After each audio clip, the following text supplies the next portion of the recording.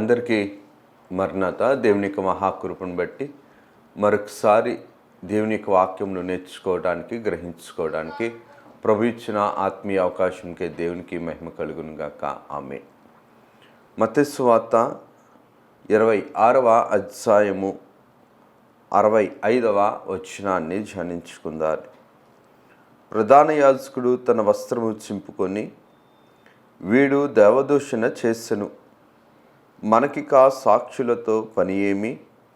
ఇదిగో ఈ దూషణ మీరిప్పుడు విన్నారు. ప్రార్థన చేసుకుందాం. సర్వకృపానిధి, దయగలిగిన తండ్రి, కృప కలిగిన తండ్రి, మీ ఘనమైన నామమునకు వందనాలు, స్తుతులు, స్తోత్రములు, ప్రణతులు, వినుతులు, కృతజ్ఞతలు చెల్లించుకొనుచున్నాం. అయ్యా, కొద్ది వారము దీవించండి. మీ ఆత్మచేత మమ్మను మీరు నడిపించుకోనండి. పరిశుద్ధాత్మ తండ్రి గారి యొక్క వశంలో మమ్మను మీరు ఉంచుకొని, స్థిరపరుచుకొని, బలపరుచుకొని, మీ యొక్క ఆత్మీయ ఆహారమును మా ఆత్మ నీ ఆత్మలో స్థిరపట్టకు, బలపట్టకు మీరే మాకు అందించి మీరే మహిమను పొందుమని, వాక్య బోధకుడిగా, ప్రధాన యాజకుడిగా మీరే మాలో ఉండి, మీ పరిశుద్ధాత్మ తండ్రి గారి యొక్క సమృద్ధితో మమ్ములను ఈ వాక్యంలోనికి నడిపించి మీరు మహిమను పొందుమని, మహిమనాథుడును శ్రేష్ఠపాలకుడును ఏకరక్షకుడు యేసు నామమున అడుగుచున్నాము తండ్రి. ఆమేన్. త్రిత్వదేవుని దీవెనాశీర్వాదములు, శుభములు, మేలులు, ఉపకారములు, తలంపులు, తలాంతులు, ధన్యతలు ప్రభు నిండుగా మెండుగా అనుగ్రహింపచేసి ప్రభు మహిమ పొందును గాక. ఆమేన్. దేవుని యొక్క ఆత్మీయ జీవితాన్ని మనం గమనించినట్లయితే కనుక, ప్రభు శరీరరీత్యా భూమి మీద ఉండేటప్పుడు కడవరి కాలమైనటువంటి శిలువ భాగములో యేసుక్రీస్తు ప్రభు మిక్కిలి శ్రమ పొందారు, మిక్కిలి బాధలు పొందారు. ఎన్నో లేని నేరములు యేసుక్రీస్తు ప్రభు తన మీద వేసుకొని భరించారు, సహించారు.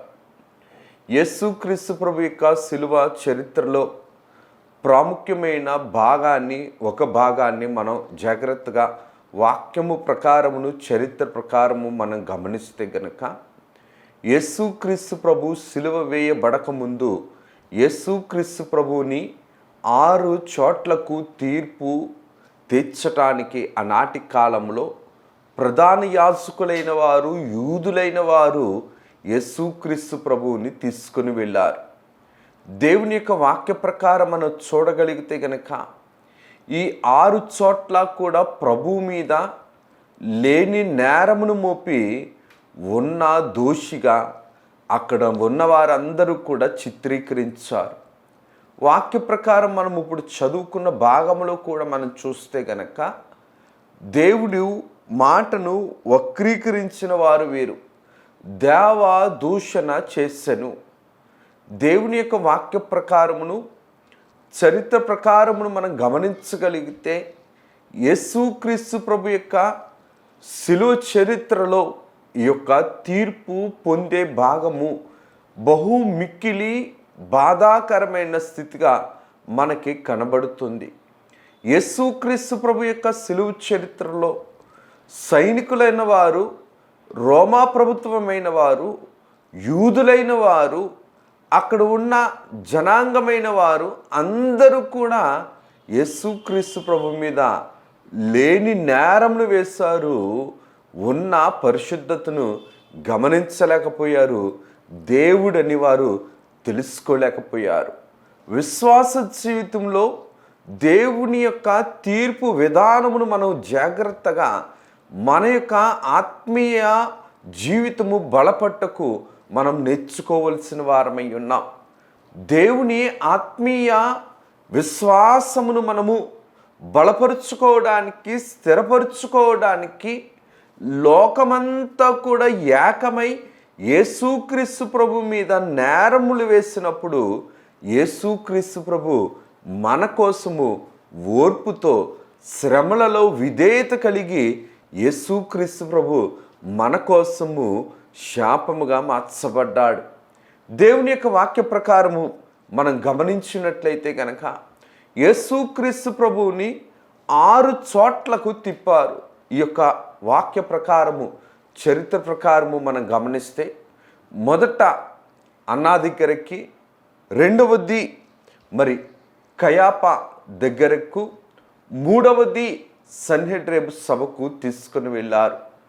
ఈ 3 భాగాలలోనూ ఈ ముగ్గురు యొక్క జీవితాల్లోనూ, లేదంటే కనుక ఈ 3 ప్రాంతాలలోనూ జాగ్రత్తగా మనం గమనిస్తే కనుక యేసుక్రీస్తు ప్రభువు మీద మతపరమైన నేరాలు మోపారు. యేసుక్రీస్తు ప్రభువు మీద యూదామత సంబంధమైన నేరములు మోపి దేవుని మీద నేరస్తుని చెయ్యాలనుకున్నారు. కానీ ప్రభు భూమి మీద ఉండేటప్పుడు ఒక మాట అంటారు, నేను ధర్మశాస్త్రమును నెరవేర్చడానికి భూమి మీదకి వచ్చాను. వీరందరూ కూడా యేసుక్రీస్తు ప్రభువుని నేరస్తుని చేసేవారందరూ కూడా ధర్మశాస్త్రమును పఠించిన వారు, ఆచార పద్ధతిలో చేస్తున్నవారు. యేసుక్రీస్తు ప్రభు ఆత్మీయానుసారముగా పరిశుద్ధాత్మ తండ్రి గారి యొక్క సహాయము పొందుచు, పరిశుద్ధాత్మ తండ్రి గారి యొక్క స్థితితో పరలోకపు తండ్రిని ఎత్తి చూపించిన వారు యేసుక్రీస్తు ప్రభు. దేవుని యొక్క వాక్య ప్రకారమును, చరిత్ర ప్రకారము మనం గమనిస్తే కనుక రాత్రికాల సమయము 1 గంట ప్రాంతము నుంచి ఉదయము 6-7 గంటల వరకు కూడా యేసుక్రీస్తు ప్రభువుని ఈ 6 ప్రాంతాలలో కూడా మరి తిప్పినట్లుగా, నేరస్తుడిగా తిప్పినట్లుగా, దోషిగా తిప్పినట్లుగా చరిత్రను బట్టి, వాక్యమును బట్టి, లేఖనమును బట్టి మనము తెలుసుకోవలసిన వారమై ఉన్నాం. ఏంటి ఈ 6 చోట్ల యేసుక్రీస్తు ప్రభు మీద వేసిన నేరములు? యేసుక్రీస్తు ప్రభువుని మీద నేరము వేయటానికి సైతాను ఎందుకు ఆనాటి కాలంలో ఈ అధికారులను వాడుకుంది? ఈ అధిపతులైన వారు ఎందుకు యేసు ప్రభు మీద నేరము వేయవలసి వచ్చింది అని వాక్యము ద్వారా, చరిత్ర ద్వారా మనం తెలుసుకుంటే గనక, యేసుక్రీస్తు ప్రభువుని గెత్సేమను తోటలో నుంచి మొదట ఎవరి దగ్గరికి తీసుకుని వెళ్ళారని అంటే అన్నాగారి దగ్గరికి తీసుకొని వెళ్ళారు. ఎందుకు అన్నాగారి దగ్గరికి తీసుకుని వెళ్ళారు? అప్పటికి అన్న ఏమి కాదంటే ప్రధాన యాజకుడు కాదు. అంతకుముందు ప్రధాన యాజకత్వము చేసిన వరుసలో ఉన్నవాడు, యూదులలో మంచి పేరు పొందినవారు, అనగా యూదామత సంబంధమైన స్థితిలో పేరు పొందినవారు ఎవరనిసినంటే ఈ యొక్క అన్నా దగ్గరికే ఎందుకు తీసుకుని వెళ్ళారు? అన్నా యొక్క స్థితిని జాగ్రత్తగా మనము గమనించినట్లయితే గనక దేవుని యొక్క వాక్య ప్రకారము, చరిత్ర ప్రకారము దేవుని మీద 6 నేరములు మోపారు. 6 నేరాలలోనూ కూడా 3 నేరాలు మత సంబంధమైనవి, యూదామత సంబంధమైనవి. మిగిలిన 3 నేరములు రాజ్య సంబంధమైనవి. రాజుకు, రాజ్యమునకు, రాజ్య సంబంధమైన స్థితికి ద్రోహము చేశాడు అని ఎంచబడిన చేయని నేరములు యేసుక్రీస్తు ప్రభు మీద ఆనాటి కాలములో యూదులైన వారు, అధికారులైన వారు, మత పెద్దలైన వారు యేసుక్రీస్తు ప్రభు మీద నేరము మోపారు. చరిత్రను బట్టి జాగ్రత్తగా మనం గమనించినట్లయితే కనుక ఎందుకు అన్నా దగ్గరికి తీసుకొని వెళ్ళారు, అన్నా దగ్గరికి వెళ్ళవలసిన అవసరం ఏమిటి అని జాగ్రత్తగా మనం గమనిస్తే కనుక, ముందు ఈ అన్నా గురించి తెలుసుకొనక ముందు యూదులకు ప్రాముఖ్యత కలిగిన సన్హెడ్రే సభ కోసం మనం కొన్ని విషయాలు తెలుసుకోవాలి. ఈ సన్హెడ్రేను సభలో 24 ప్రధాన యాజకులు, 24 పెద్దలు, 24 శాస్త్రులు ఉంటారు. మరలా 24 ప్రధాన యాజకులు, 24 పెద్దలు, 24 శాస్త్రులు, మొత్తం 72 మంది ఈ యొక్క సన్హెడ్రేను సభలో ఉంటారు. ఈ సన్హెడ్రేను సభ సుప్రీం కోర్టు వంటి స్థితిది యూదామత పరిస్థితుల్లో ఏక తీర్పు ఇవ్వాలన్నా సరే మనకి ఉన్నటువంటి సుప్రీంకోర్టుకి ఎంత ఆధిక్యత అయితే ఉన్నదో అంతటి ఆధిక్య కలిగిన సభ ఈ యొక్క సన్హెడ్రేను సభ. ఈ సన్హెడ్రేను సభలో ప్రధాన యాజకులు దేవాలయములో ఎవరు ఉండాలి, ఎలాగ ఉండాలి, అలాగుననే దేవాలయ ప్రాంతములో ఎవరు అంగళ్ళు ఉండాలి, ఎవరి వ్యాపారం ఎలాగ చేయాలి అది నిర్ణయించేది ఎవరు అనిసినంటే ఈ యొక్క అన్న. అంటే పేరుకైతే ప్రధాన యాజకుడైన పదవిలో అయితే లేదు, కానీ ఆ పదవి యొక్క ప్రభావం అంతా కూడా పదవిలో లేకపోయినా సరే అక్కడ ఉన్న వారిని అందరినీ కూడా నడిపించగలిగే, కుయుక్తి కలిగే, మోసము కలిగే, కపటము కలిగే, స్వార్థము కలిగే అధిపతి ఎవరు అనిసనంటే ఈ యొక్క అన్న. ఎందుకు ఈ మాటని నేను జ్ఞాపకం చేస్తానంటే అన్నకి యూదా ధర్మశాస్త్రము మీద, యూదు పెద్దల మీద, యూదా జనాంగము మీద, ఈ యొక్క దేవాలయము మీద, దేవాలయంలో ఉన్న వ్యాపారాల మీద, అన్నింటి మీద కూడా అధికారము, ప్రభావము చూపగలిగే, చేయగలిగే సామర్థ్యత కలిగిన వాడు ఈ యొక్క అన్న.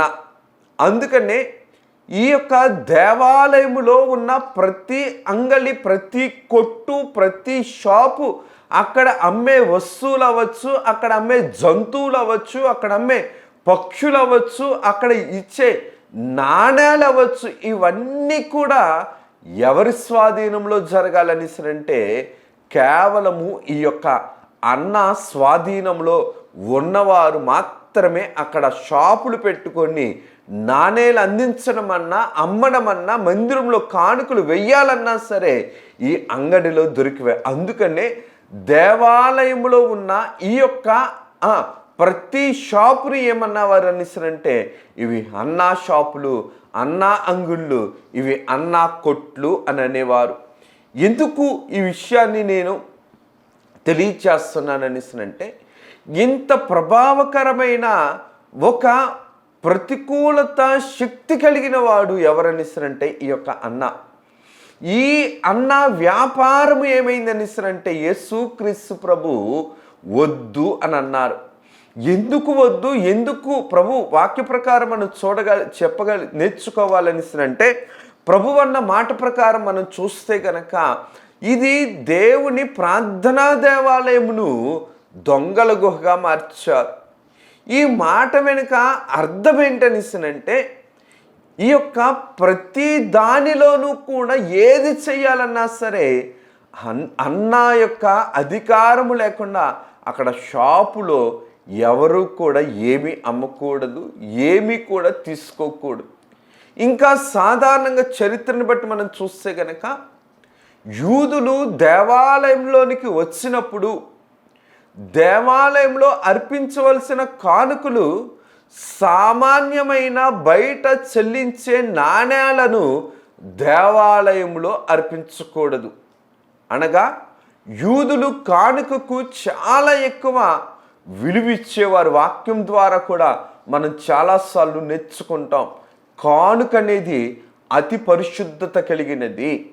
ఎందుకు ఈ మాటని నేను జ్ఞాపకం చేస్తానంటే యూదులు బయట చెల్లించే నాణాలను కాకుండా యూదులైన వారు దేవాలయంలోనికి వచ్చి వారు డబ్బులు ఇచ్చి దేవాలయంలో ఏ నాణెములైతే చెల్లుతాయో ఆ నాణెములను మాత్రమే ఏం చేసేవారు అనేసరంటే ఆ యొక్క దేవాలయంలో కానుకగా ఇచ్చేవారు.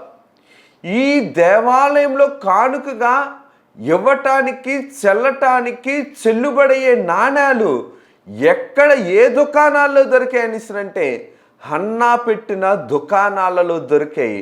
హన్నా వ్యాపారం ఏమైందనిసరంటే యేసుక్రీస్తు ప్రభు బోధలకు, యేసుక్రీస్తు ప్రభు యొక్క ప్రవచనాలకు, యేసుక్రీస్తు ప్రభు యొక్క అద్భుత కార్యాలకు అన్నా వ్యాపారము డేలపడింది. ఇంకొక సారి అయితే యేసుక్రీస్తు ప్రభు అక్కడ ఉన్న అంగాలనన్నింటినీ కూడా ఏం చేశాడనిస్తారంటే తొలగించాడు యేసుక్రీస్తు ప్రభు. ఇది మనసులో పెట్టుకున్నాడు. ఇదంతా కూడా మనసులో పెట్టుకొని కపటముతో స్వార్థముతో దేవుని కుమారుడును నేరము వేసి యేసుక్రీస్తు ప్రభువుని సిలువుకి అప్పగించటానికి ఈ యొక్క అన్న ఏం చేశాడంటే అక్కడ ఉన్న వారిని అందరినీ కూడా ఏర్పాటు చేసుకొని అబద్ధ సాక్ష్యం చెప్పటానికి ప్రజలను అక్కడున్న ప్రధాన యాజకులను ఏర్పాటు చేసి అంగల్లో ఉన్న వారిని, మందిరానికి వచ్చే వారిని, లోపల ఉన్నటువంటి సమాజపు వారిని, బయట ఉన్న సమాజపు వారిని అందరినీ కూడా ఉద్రేకపరిచి ఏం చేశారని అంటే జనాలలో అల్లరి రేపించి మొత్తానికి యేసుక్రీస్తు ప్రభు బంధించడానికి నేరస్తుడిగా సమస్తాన్ని సిద్ధపరిచి అన్న ఏం చేశాడంటే తన దగ్గరకు నేరస్తుడిగా రప్పించుకున్నాడు. నేరస్తుడిగా రప్పించుకున్న తర్వాత హన్నాకి అధికారం లేదు. ఏం అధికారం లేదు అనిస్తుందంటే హన్నా దేవుని మీద నేరము మోపటానికి ఇది నేరస్తుడు అని ధృవీకరించడానికి, నేరస్తుడని తీర్పు తీర్చడానికి హన్నా ప్రధాన యాజకత్వం యొక్క పదవిలో అయితే లేడు. ఆ బిరుదైతే ఉంది కానీ పదవిలో అయితే లేడు. అందుకని యేసుక్రీస్తు ప్రభువుని నేరస్తుని చేయటానికి ఎక్కడికి పంపిస్తాడంటే తన అల్లుడైన కయాపా దగ్గరికి పంపిస్తాడు. తన అల్లుడైన కయాపా దగ్గరికి వచ్చిన తరువాత కూడా యేసుక్రీస్తు ప్రభు మీద మత సంబంధమైన నేరాలు వేస్తారు. ఏంటి ఈ మత సంబంధమైన నేరములు అనిసినంటే 3 నేరాలు వేస్తారు. ఒకటి ఏంటనిసినంటే వీడు దేవుని కుమారుడని చెప్పుకుంటున్నాడు, ఇది దేవదూషణ. దేవుని దేవాలయంను పడగొట్టాలనుకుంటున్నాడు, ఇది దేవదూషణ. అబ్రాహాము సంతానమును సర్ప సంతానమని, ఆత్మీయ సంబంధమైన సంతానమును సర్పముతో పోలుస్తున్నాడు, ఇది దేవదూషణ. ఇవన్నీ కూడా మత సంబంధమైన వారికి అణుకుగా మలుచుకొని మత సంబంధమైన నేరముగా చిత్రీకరించి అన్న ఏం చేశాడంటే కయాపా దగ్గరికి పంపించాడు. అల్లుడేమో కయాపా. ఎందుకు ఈ మాట నేను జ్ఞాపకం చేస్తున్నానంటే అన్న యొక్క కుటుంబ పరిస్థితులు కూడా మనం జాగ్రత్తగా గమనిస్తే హన్నాకు 5 కుమారులు, 1 మనవడు. ఈ 5 కుమారులు కూడా ప్రధాన యాజకత్వపు వరుసలో ఉండేవారు. రెండవది ఏంటనిస్తుందంటే ఈ వ్యాపారాలు చేసేవారు దేవాలయంలో. ఇదంతా ఒక ముఠాతత్వముగా ఆర్థిక లాభమును, ఆర్థిక స్తోమతను, ఆర్థిక సంబంధమైన స్థితిని బలపరుచుకోవడానికి యేసుక్రీస్తు ప్రభువును పూర్తిగా అణిచివేసిన కుటుంబం ఎవరనిస్తానంటే ఈ యొక్క అన్నాతో ఉన్న ఈ యొక్క కుమారులు, వ్యాపారస్తులు అందరూ కలిసి యేసుక్రీస్తు ప్రభువుని తమ యొక్క ఆర్థిక స్థితి కోసం దేవుణ్ణి అణిచివేసిన వారు వీరు. అందుకనే వాక్యం కూడా చెబుతుంది, ధనాపేక్ష సమస్తమైన కీడులకు మూలము. చూడండి, దేవాలయంలో దేవుడిని ఆరాధించవలసింది వారి స్వార్థము కోసము, వారి లాభము కోసము, వారి ఆర్థిక పదవి ప్రయోజనాల కోసము వీరందరూ కూడా ఒక ముఠాగా కూడి ఏం చేశారంటే దేవుని మీద నేరము వేయటం ప్రారంభించారు. చూడండి, అన్న ఏమో పదవిలో లేడు, అల్లుడేమో పదవిలో ఉన్నాడు. అల్లుడితో పాటు ఎవరు ఈ యొక్క నేరాన్ని ధృవీకరించాలంటే ఇందాక మనం చెప్పుకున్నాం సన్హెడ్రిన్ సభ. ఇందాక మనం నేర్చుకున్న దాని ప్రకారం 24 ప్రధానులు, 24 పెద్దలు, 24 శాస్త్రులు, మొత్తం 70 మంది కూడా పరిసయ్యులు, సద్దూకాయలు వీళ్ళందరూ కలిపి ఏం చేస్తారని అంటే ధృవీకరించి ఇది నేరము అని ధృవీకరించి దేవుని మీద శిక్ష వేయాలి. బైబిల్ యొక్క గ్రంథము ప్రకారమును ఈ యొక్క చరిత్ర ప్రకారము మనం జాగ్రత్తగా గమనిస్తే కనుక మొదట అన్నా దగ్గర ప్రారంభమైన తీర్పు, రెండవది కయాపా దగ్గరికి మొదలైన తర్వాత తిరిగిన తీర్పు. తర్వాత కయాపా దగ్గర నుంచి సన్హెడ్రిన్ సభకు వచ్చారు. సన్హెడ్రిన్ సభలో కూడా అందరూ అరుస్తున్నారు. యేసుక్రీస్తు ప్రభు దేవదూషణ చేశాడు, దేవుని కుమారుడని చెప్పాడు, దేవాలయంను పడగొట్టాలని చెప్పాడు, దేవాలయంను పడగొట్టు 3 రోజుల్లో లేపుతానని చెప్తున్నాడు, మమ్మల్ని అందరినీ కూడా సర్ప సంతానం అంటున్నాడు, మోషే ధర్మశాస్త్రం ప్రకారము ప్రవక్తను ఎవరు కూడా అనకూడదు, దేవుని మాటను, దేవుని స్థలమును, దేవుని స్థితిని ఎవరు దొంగిలించకూడదు, తృణీకరించకూడదు అను భయంకరమైన నెపములు, నేరములు, ఉన్నవి కొన్ని లేనివి కొన్ని అన్నీ కూడా నేరముగా మలచి ఏం చేశారనిస్తారంటే యేసుక్రీస్తు ప్రభు మీద మతపరమైన 3 నేరాలను వేసి యేసుక్రీస్తు ప్రభువుని నేరస్తుని చేసేశారు. అన్న కయాప సన్హెడ్రిన్ సభలో ఉన్నటువంటి 72 పెద్దలు, పరిసయ్యులు, శాస్త్రులు, సద్దూకయ్యులు వీరందరూ కలిపి ఏం చేశారనిస్తానంటే యేసుక్రీస్తు ప్రభువుని నేరస్తుని చేశారు.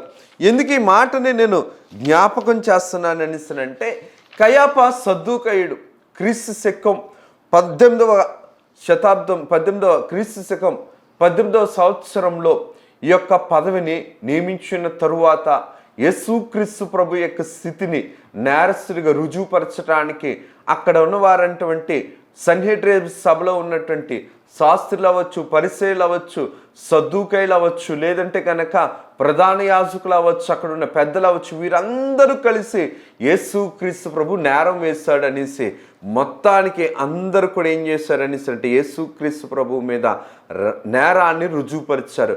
ఇప్పుడు ఈ నేరమును రుజువుపరచడానికి ఎవరు అధికారం ఉండాలనేసి అంటే రోమా ప్రభుత్వం వారి యొక్క అధికారం ఉండాలి. ఎందుకంటే వీరు యూదులు ఏం చేయాలి, ఎవరికైనా మరణశిక్ష విధించాలనేసరంటే చక్రవర్తి యొక్క అధికారం ఉండాలి. చక్రవర్తి యొక్క అధికారం ఉండాలి అనేసరంటే యూదులకు మరణశిక్ష వేసే అధికారం లేదు. రోమా చక్రవర్తి దగ్గరికి వెళ్ళాలి.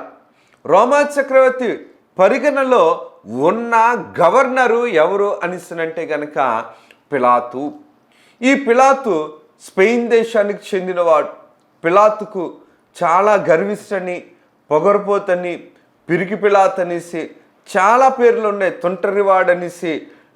ఎందుకు ఈ మాటను నేను జ్ఞాపకం చేస్తున్నాను అనేసి ఈ స్పెయిన్ దేశస్థుడు ఇతను స్వతహాగా ఇతడు రోమా సామ్రాజ్యంలో ఒక గవర్నర్. ఈ యొక్క పిలాతు చరిత్రను బట్టిను అలాగుననే అక్కడున్న వాక్యము ప్రకారమును మనం చూడగలిగితే గనక, దేవుని యొక్క వాక్య ప్రకారమును అక్కడ మనం చూస్తే గనక ప్రభు పిలాతు దగ్గరికి వెళ్ళి నిలబడినప్పుడు ఇక్కడేమో జాగ్రత్తగా చూడండి, ఇక్కడికి వచ్చేటప్పటికేమో మతపరమైన నేరాలు మోపారు. ఇప్పుడు రాజు దగ్గరికి వెళ్ళేటప్పటికి రాజ్య సంబంధమైన నేరాలు మోపడం ప్రారంభించారు. మతం దగ్గరేమో మత సంబంధమైన నేరాలు, మత పెద్దల దగ్గర, దేవాలయం దగ్గర, ప్రధాన యాజకుల దగ్గర. ఇప్పుడు పిలాతు దగ్గరికి వెళ్ళాలి.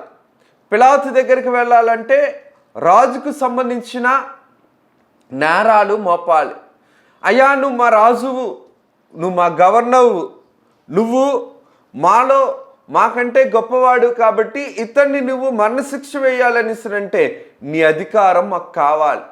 నీ అధికారంతో నువ్వు ఇతనికి మరణశిక్ష వేయగలవు కాబట్టి నీవు మరణశిక్ష వేయగలిగే నేరాలు ఇతను చేస్తాడు అని చెప్పి ఏమన్నాడు అనేసినంటే కైసరుకు పన్ను ఇవ్వద్దు.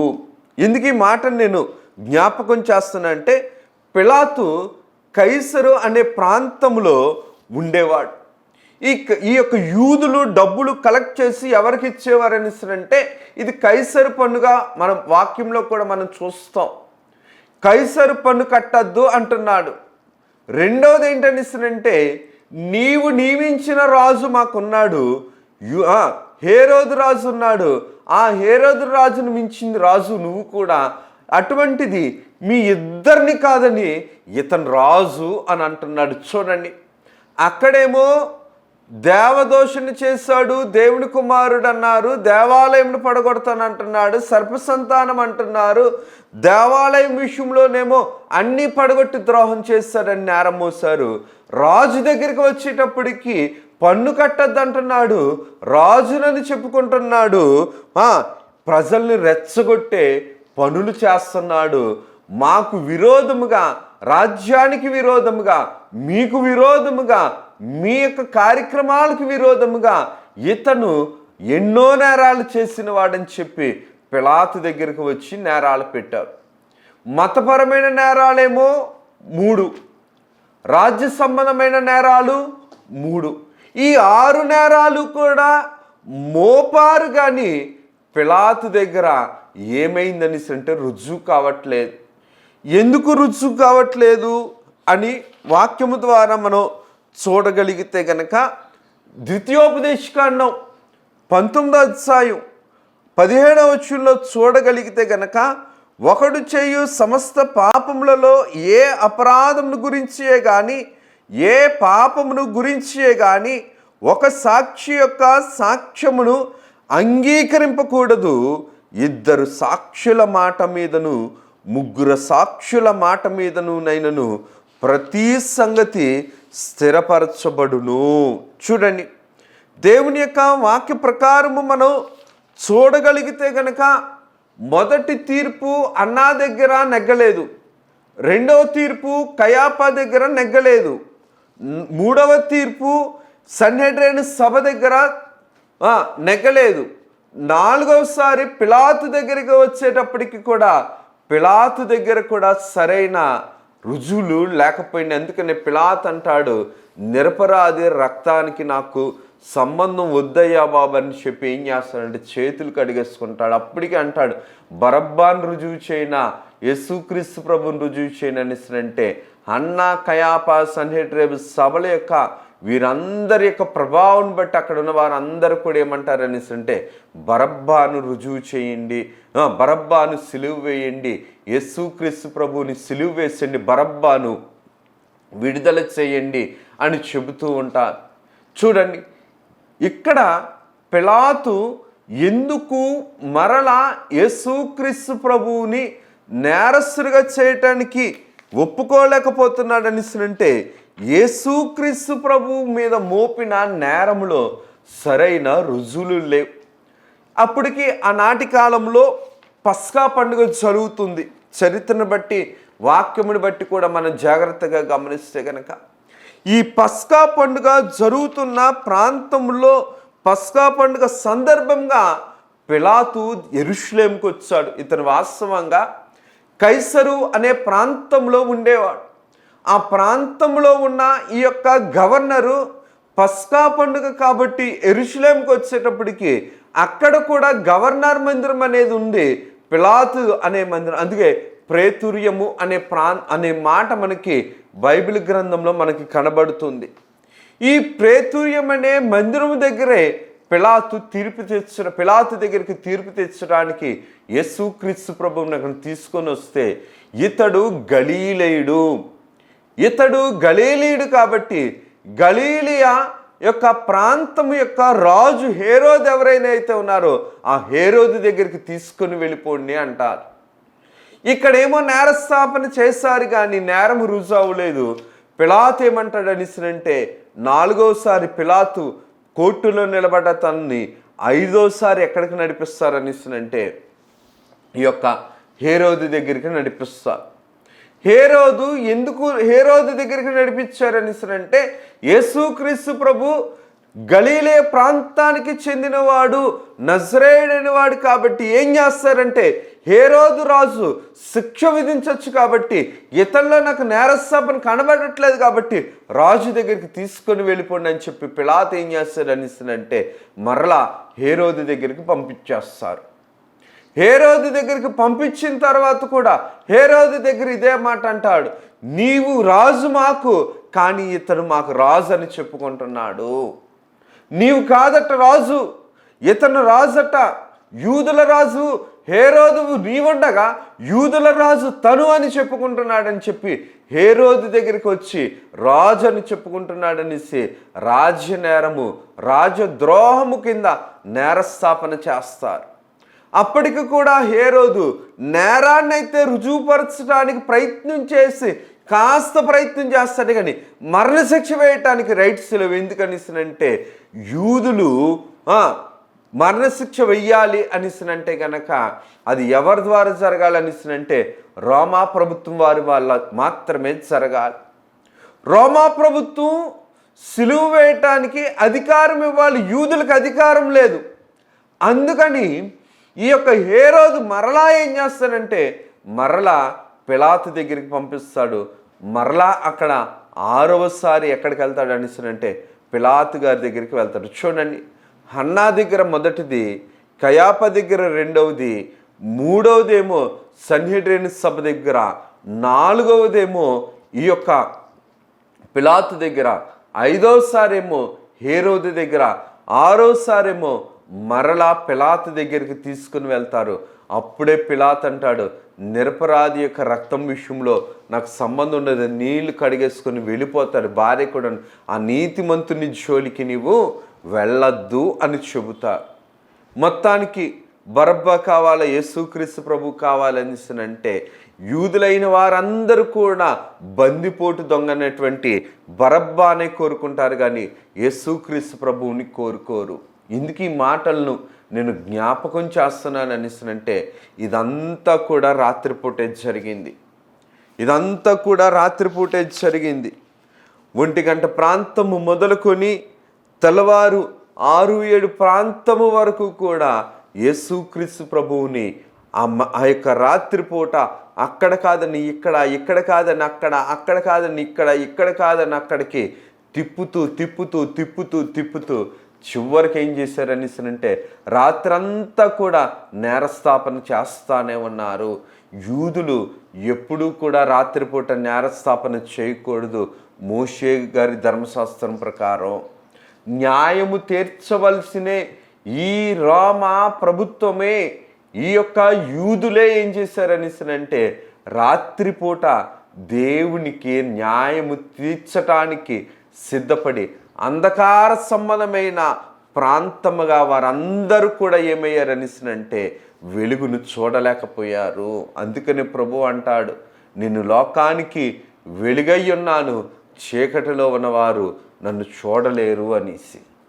చీకటిలో ఉన్నారు కాబట్టి చీకటి జనాంగమంతా కూడా వెలుగైన యేసుక్రీస్తు ప్రభువుని ఏం చేశారంటే ఉండకూడదు అని చెప్పి సిలువుకు అప్పగించారు.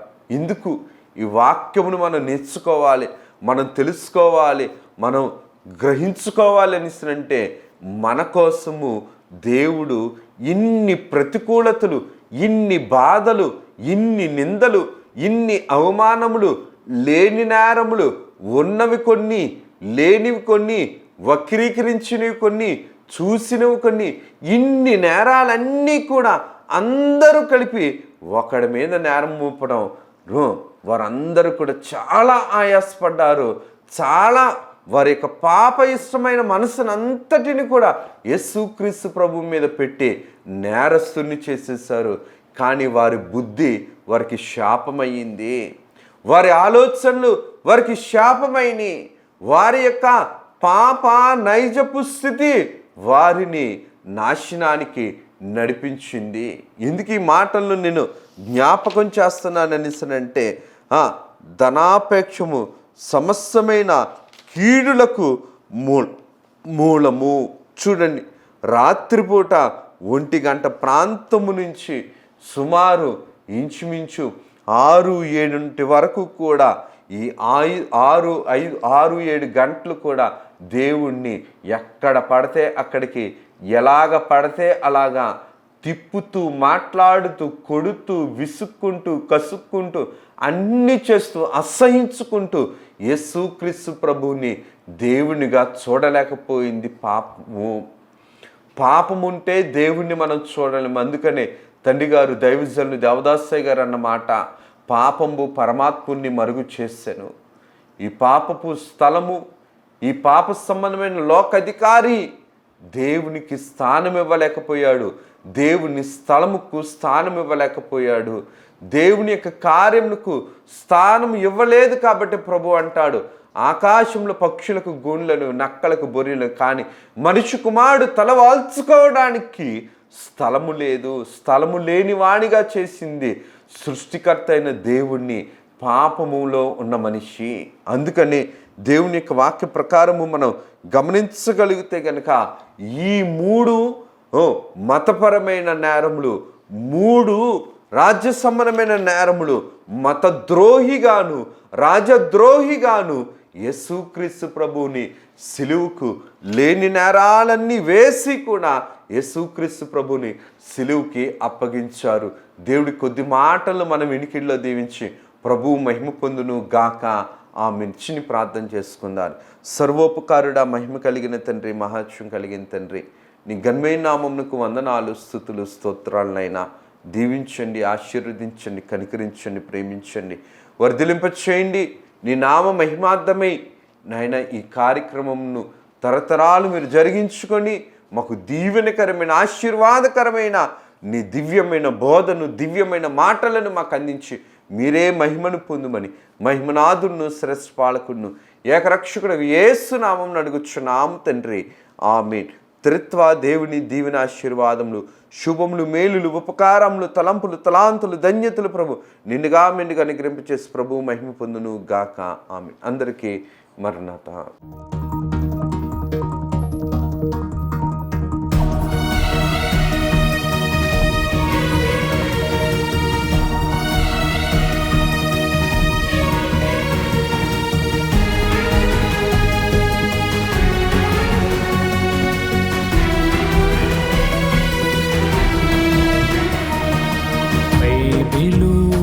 ప్రకటన అయలుపరచిన ప్రకటన, యేసయ్య ప్రకటన, దాసయ్య ప్రకటన, పరలోక ప్రకటన, పరిశుద్ధ ప్రకటన, యేసయ్య ప్రకటన, దాసయ్య ప్రకటన, పరలోక ప్రకటన, పరిశుద్ధ ప్రకటన.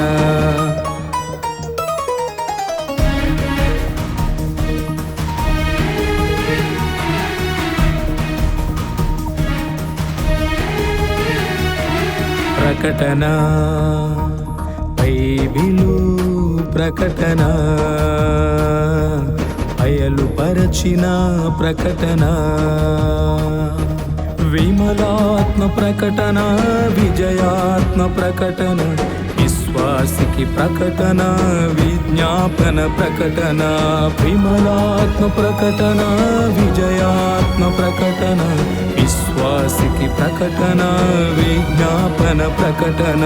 ప్రకటన బైబిలు ప్రకటన, బయలుపరచిన ప్రకటన.